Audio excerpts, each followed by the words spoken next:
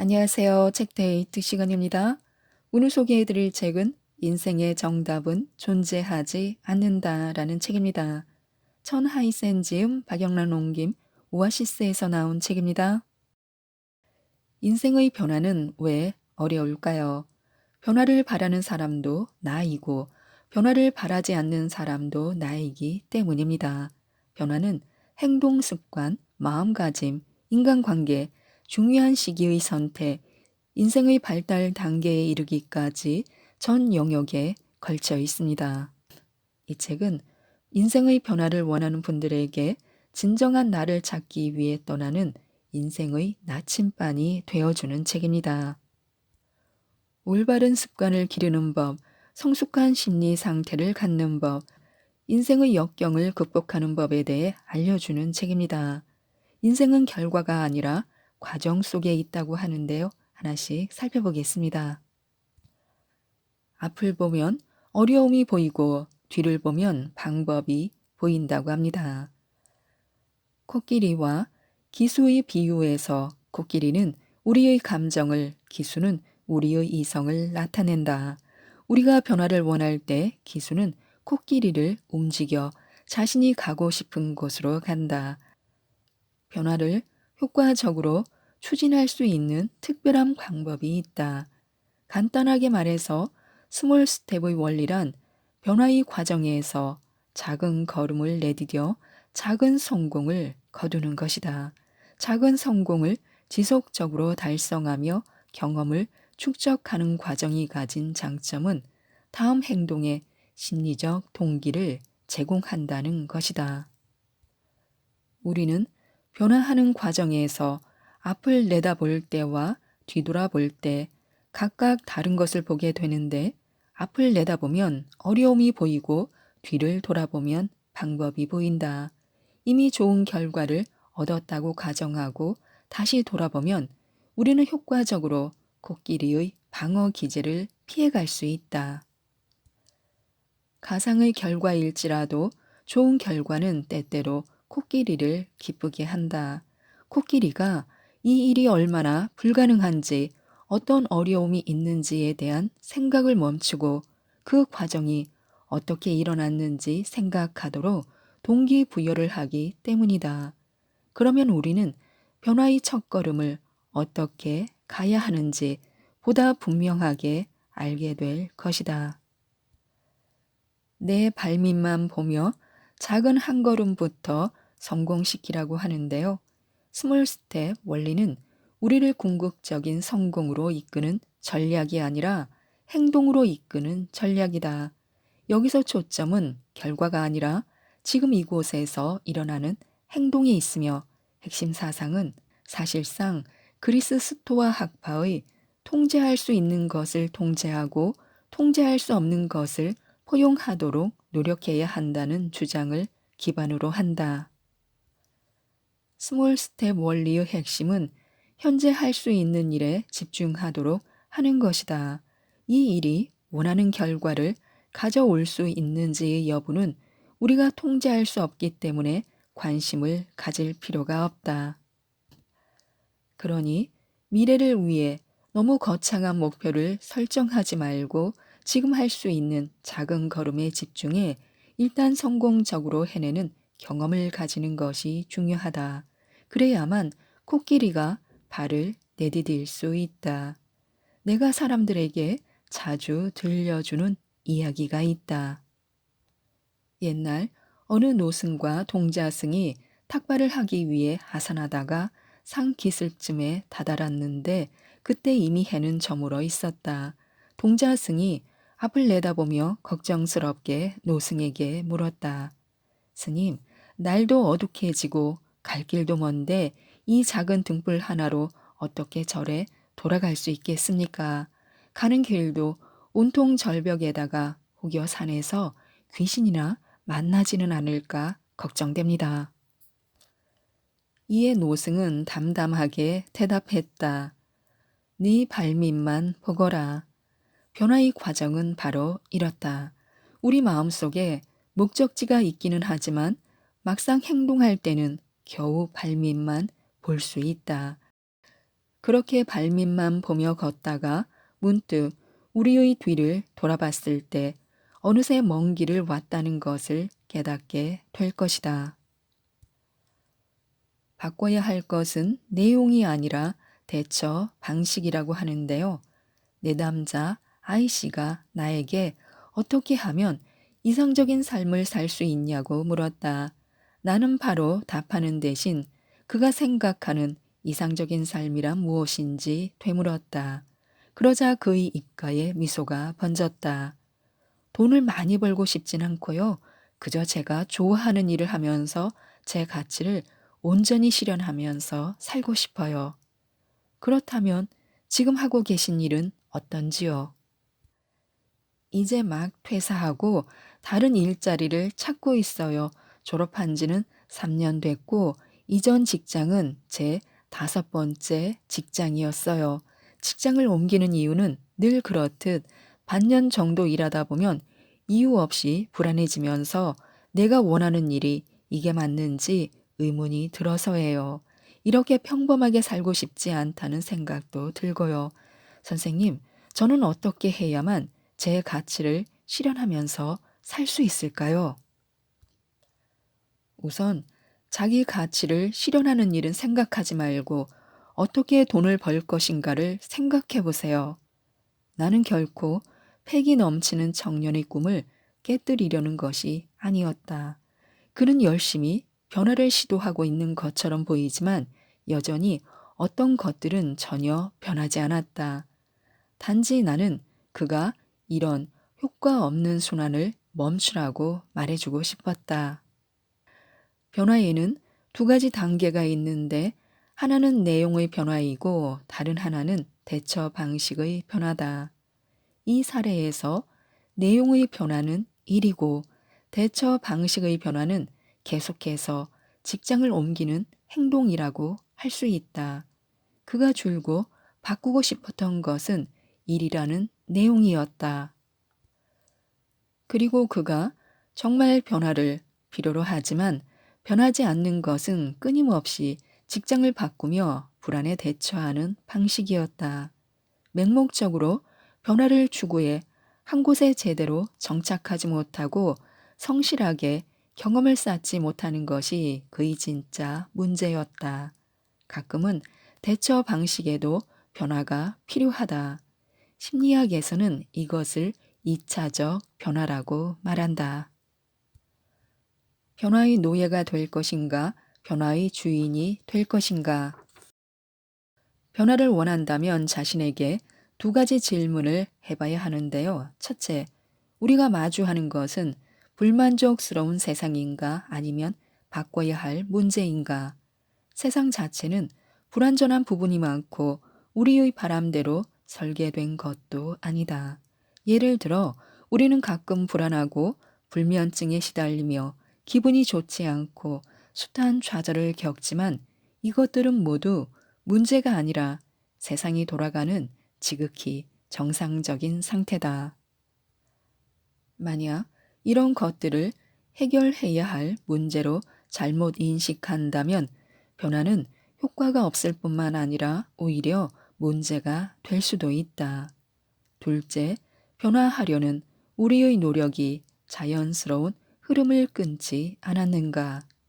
나무 한 그루가 자라려면 씨앗을 심는 것부터 꽃이 피기까지 성장 과정이 필요하고 아이가 자라는데도 기어 다니다가 걷고 달리기까지 발달 과정을 거쳐야 한다. 이래는 경험이 쌓여야 하고 관계를 진전시키려면 감정을 키워야 한다. 이 또한 자연스럽게 발전하는 과정이다. 작은 상처를 아물게 하는 것조차도 신체적, 심리적 회복의 과정이 필요하다. 당신이 변화를 원한다면 반드시 생각해야 할 것이 있다. 바뀌고자 노력했음에도 별다른 변화를 느끼지 못했다면 혹시 변화에는 자연스럽게 발전하는 흐름과 같은 법칙이 있는 것이 아닐까? 불안함에서 벗어나고 싶다고 해서 변화를 서둘러서는 안 된다.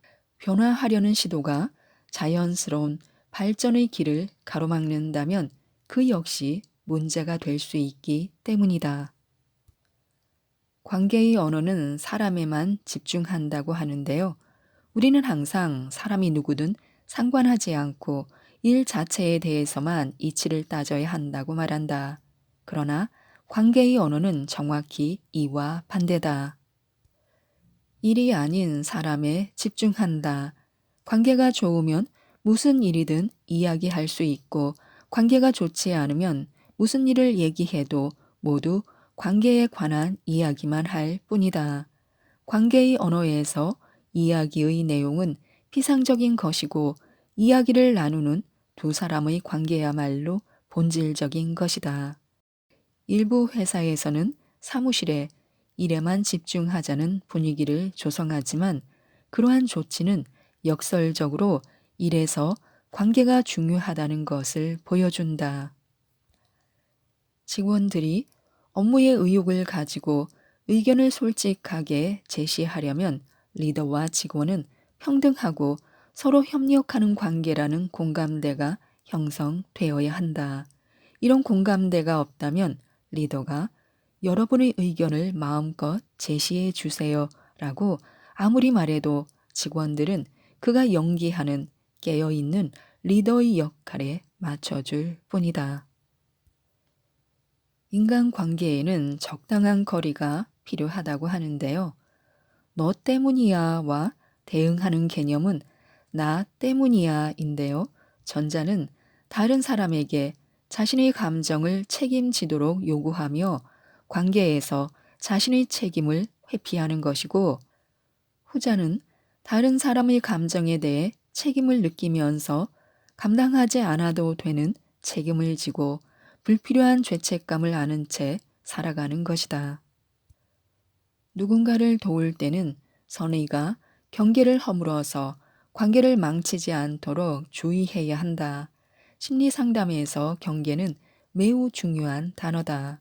이는 서로의 독립성을 인정하고 존중해야 하며, 각자의 인생은 스스로 책임지고 마음대로 경계를 넘지 않는다는 것을 의미한다.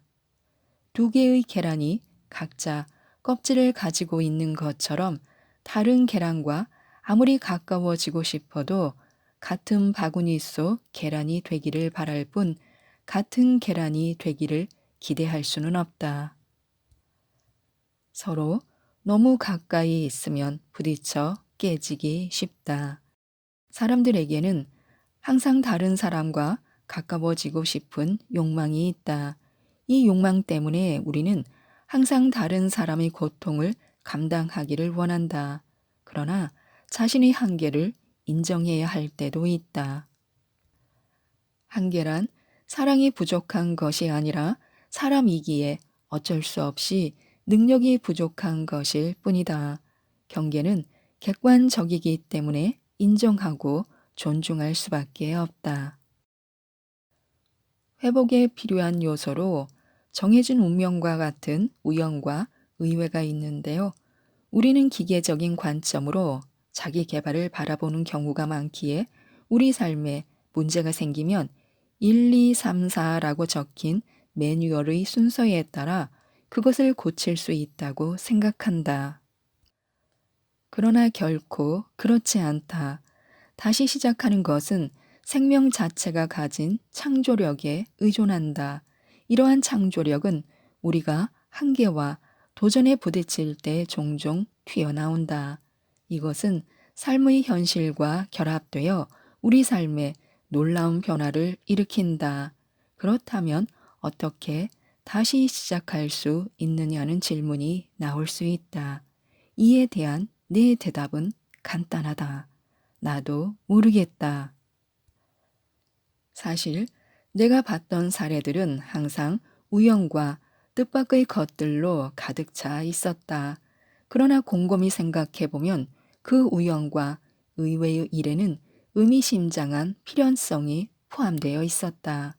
우리가 끝을 경험하며 혼란에 빠진 시기에는 그 답을 알 수 없지만, 필연적인 순간을 우연하게 맞이하면 자연스럽게 알게 될 것이다. 지나치게 이상적으로 들리기는 하지만 실제로 많은 사람들이 혼란을 겪은 후 예상치 못한 기회를 만난다. 이러한 뜻밖의 기회를 우리 일상에서 찾자면 예를 들어 직장에서 힘든 시간을 보내고 있는데 오랫동안 연락도 없이 지내던 친구를 우연히 만나게 됐고 마침 그 친구가 나에게 딱 맞는 새로운 직장을 소개해 주는 경우를 꼽을 수 있다. 또는 연인과 헤어진 후 평소에 잘 가지 않던 모임에 나갔다가 마음에 드는 사람을 만난다거나 우연히 책을 봤는데 그 책에 그동안 품고 있던 질문에 대한 답이 들어 있다거나 하는 경우도 주변에서 어렵지 않게 찾을 수 있을 것이다. 새로운 시작은 언제나 뜻밖의 일로 가득 차 있다. 우리의 삶 자체가 완벽하게 계획할 수 있는 것이 아니기 때문에 그 시작 또한 완벽하게 계획된 것은 하나도 없다. 그러나 다시 시작하는 것은 우리의 과거 경험과 특별한 관련이 있기에 모든 것이 의도된 것처럼 정해진 운명처럼 보인다. 회복에 필요한 요소 두 번째는 완전하게 새로운 시작인데요. 여기서 말하는 새로운 시작은 원래의 상처를 피하거나 손실을 만회하기 위한 것이 아니라 원래의 목표로부터 벗어나야 한다는 것을 의미한다.